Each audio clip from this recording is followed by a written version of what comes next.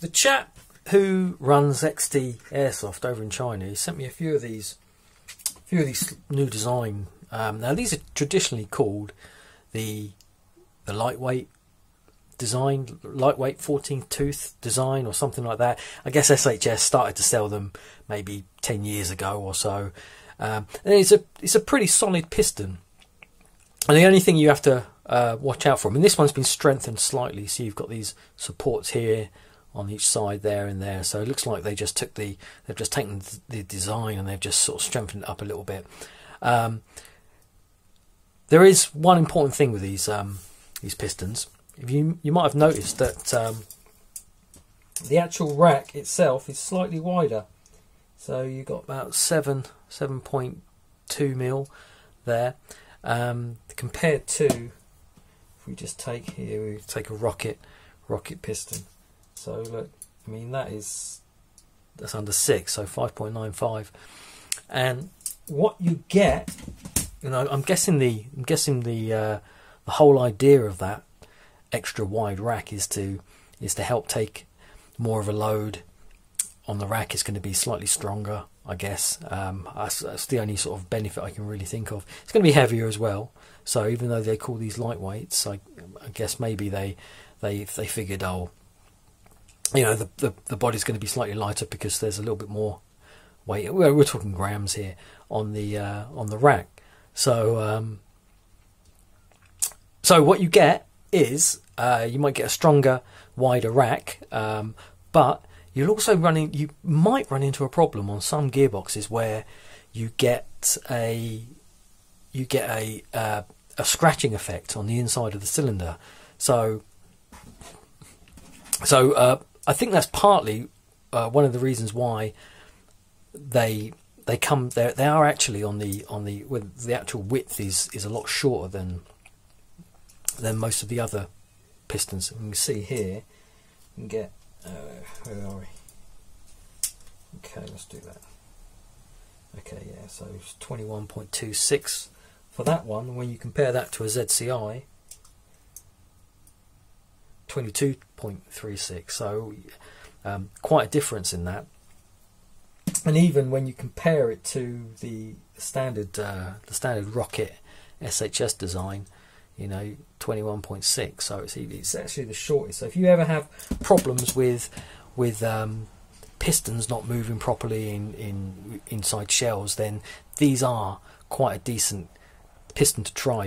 But obviously there's a bit of a downside because the rails are a lot shorter. So for gearboxes like this one here, where you've got like a hole in the back, maybe not so suitable. I wouldn't run one in this, but there's loads of different gearboxes out there. They're all seemingly different.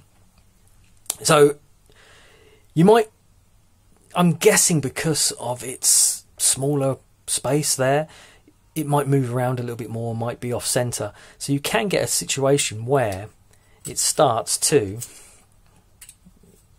scratch up the inside of the gearbox because the rack is so wide it's actually touching. So it's one thing to check before you when you fit this and you do a few test shots just to open it back up, test it again. You could bevel that off, and I've even suggested to the manufacturer, look, just take them seconds just to run these down on each side just to bevel them off, and then you'll have a much better piston.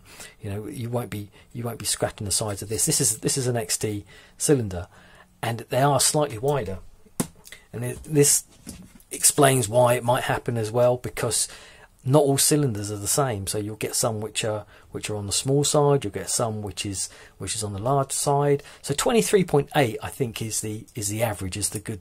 It's kind of like where a lot of the ones that I'm sort of seeing are. But you get ones which are bigger, and they're obviously, I mean, so 23.9 really for the XT, and then you've got the ZCI. So you get the ZCI there. Here we go, 23.65. So a fair difference. You're talking not even a millimetre. You're talking 0.3 of a mil there, but it's enough. It's enough to mean that perhaps a cylinder head might not work properly, you might need a slightly thicker O-ring, and that's where those Vitons BS 9110s come into play, because they are brilliant at plugging a gap in a cylinder and cylinder head. Right, so difference in cylinders, you're going to get potential issues with that, but there was one really cool thing that they're doing with this piston. Where is it? Hang on, this is the one. I should have marked these, but I didn't.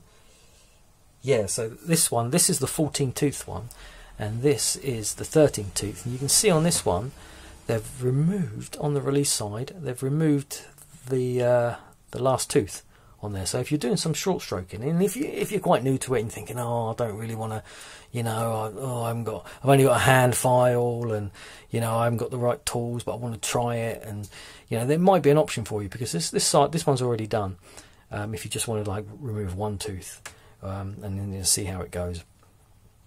It'd be great if they did give more of these with more teeth off, but I guess you're talking more moulds and more expense for them. So I'm going to get these tested, and then I'll get them on the shop, and then you can try them out. They're super cheap, really super cheap, so it's worth just if you're in the market for something with a wider rack that fits into a really tight gearbox, then it's worth a go.